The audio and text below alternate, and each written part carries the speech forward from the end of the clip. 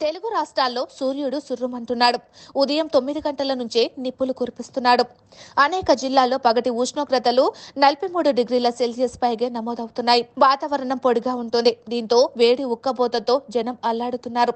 ఈ క్రమంలో వాతావరణ శాఖ మరో హెచ్చరిక జారీ చేసింది. తెలంగాణకు యెల్లో అలర్ట్ జారీ చేసింది. ఎండ సమయంలో ఎవరు బయటికి రావద్దని అప్రమత్తం చేస్తూ తెలంగాణ ప్రభుత్వం కూడా హెల్త్ అడ్వైజరీ విడుదల చేసింది. వాతావరణ శాఖ హెచ్చరికల నేపథ్యంలో మధ్యాహ్నం 12 నుంచి 3 గంటల ప్రాంతంలో ఎవరు బయటికి రావద్దని ఆరోగ్య శాఖ సూచించింది. ఎండల తీవ్రత అధికంగా ఉన్న తరుణంలో మద్యం, టీ, కాఫీతో పాటు చక్కెర స్థాయిలు అధికంగా ఉండే శీతల పానీయాలకు దూరంగా ఉండాలని పేర్కొంది. ఇవి శరీరంలో నీరు కోల్పోయేలా చేస్తాయని వెల్లడించింది. ఎండపూట వాటిని అస్సలు తాగొద్దని తెలిపింది. ఇక ప్రజారోగ్య కేంద్రంలో ముందు జాగ్రత్త చర్యలు చేపట్టినట్లు తెలిపింది. ప్రజారోగ్య కేంద్రంలో ప్రత్యేక పడకలు, ఏ ఫ్లూయిడ్స్, ఔషధాలు అందుబాటులో ఉంచామని తెలిపింది. వడదెబ్బ తగిలితే వెంటనే వైద్యుని సంప్రదించాలని తెలిపింది. సొంత వైద్యం, ఇంటి చిట్కాలతో ప్రమాదమని పేర్కొంది. వాంతులు, విరోచనాలు, నీరసం, జ్వరం వంటి లక్షణాలు ఉంటే ఆసుపత్రికి వెళ్లాలని సూచించింది. ఇక ఈ ఏడాది దేశవ్యాప్తంగా ఎండల తీవ్రత అధికంగా ఉండే అవకాశం ఉందని భారత వాతావరణ శాఖ తెలిపింది. ముఖ్యంగా